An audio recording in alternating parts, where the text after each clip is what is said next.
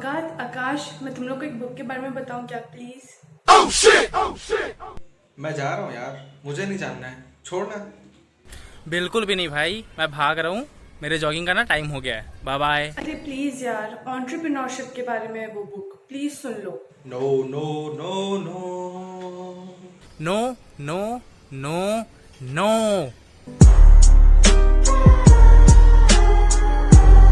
A few moments later.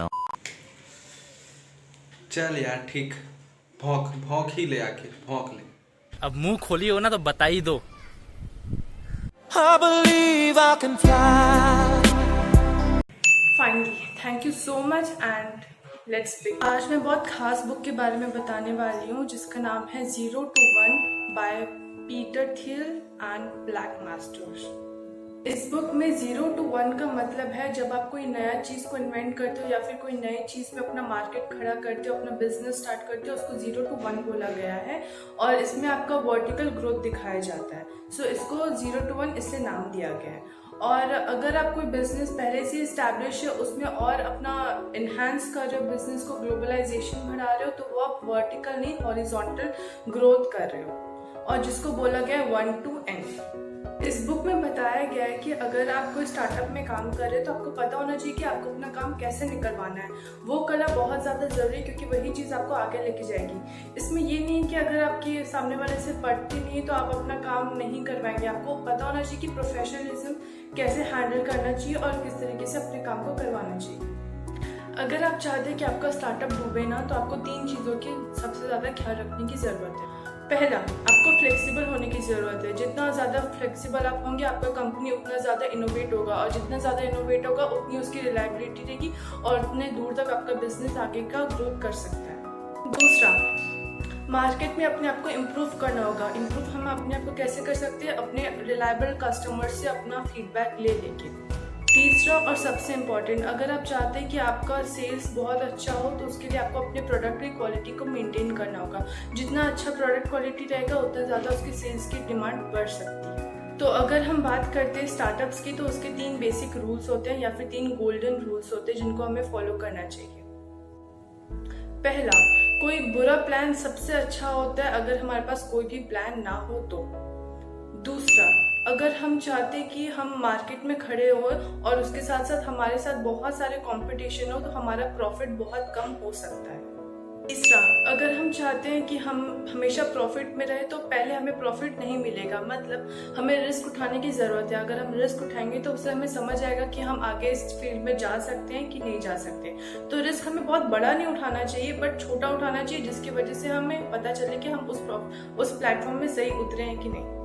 Monopoly and competition दोनों में बहुत ज़्यादा डिफरेंस है, तो हमें हमेशा दिमाग में रखना चाहिए कि हमें हमेशा मोनोपोली की साइड जाना चाहिए क्योंकि वो हमारे लिए बहुत ज़्यादा प्रॉफिटेबल होगा। देखा जाए तो एक बिजनेस में पैसे बहुत इंपॉर्टेंट है या पैसे ही सब कुछ है।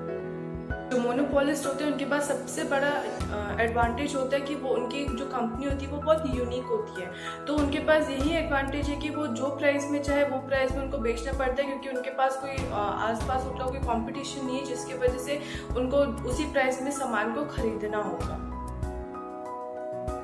अगर हम क्रिएटिव मोनोपोलिस्ट की बात करें तो इन लोग वो होते हैं जो अपने ब्रांड के अंदर बहुत सारे वैरायटीज़ को लाते हैं, जिनके वजह से सोसाइटी को इस ब्रांड पे ट्रस्ट हो जाता है और वो अपना सामान हमेशा इसी ब्रांड का खरीदते हैं, जिनके वजह से उन्हें बहुत ज़्यादा प्रॉफिट होता है और वो बहुत ज़्यादा पावरफुल हो जाते हैं, वो क्रिएटिव मोनोपोलिस्ट। अगर आपका बिजनेस इक्विलिब्रियम में है, मतलब आपके बिजनेस के डूबने के चांसेस बहुत ज़्यादा हाई हैं क्योंकि उस बिजनेस में बहुत ज़्यादा कॉम्पिटिशन है। तो कोशिश कीजिए कि अपने बिजनेस को इक्विलिब्रियम में मत रखिए।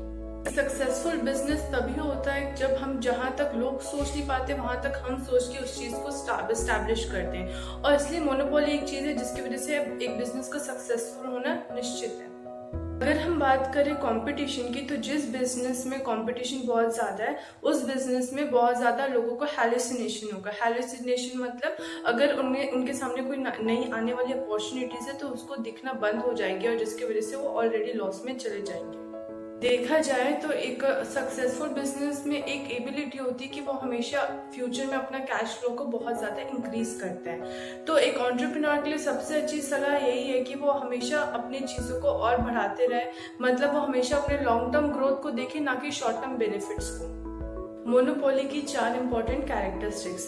पहला, अनबीटेबल टेक्नोलॉजी। दूसरा, नेटवर्किंग। तीसरा, इकोनॉमिक्स ऑन सेल। चौथा, ब्रांडिंग। मोनोपोली के लिए हमें अपने ब्रांड को एक सही मार्केट में लाने की जरूरत है और दूसरा, उसको एक्सपैंड करने की जरूरत है। हमें समझने की जरूरत है कि ये कोई लॉटरी टिकट नहीं कि जिसका लक लग जाए, क्योंकि अगर हम अपने लक पे काम करते हैं तो शायद हमें सक्सेस मिलेगा, बट अगर हम अपने फोकस को मेंटेन करके रखते और सही मार्केट में पैसे लगाते तो ऑब्वियसली हम हमेशा प्रॉफिट में रहेंगे। सो गाइस, अगर आपको ये बुक पसंद आया तो प्लीज़ आप इसको जाके पढ़ो, प्लीज़। बहुत सही बुक है और ये तो बस इसका फर्स्ट पार्ट था। मैं सेकंड पार्ट अगले वीडियो में लेके आऊँगी जिसमें मैं इसमें और डिटेल्स में आपको बताऊँगी। Till then share with your friends. Thank you.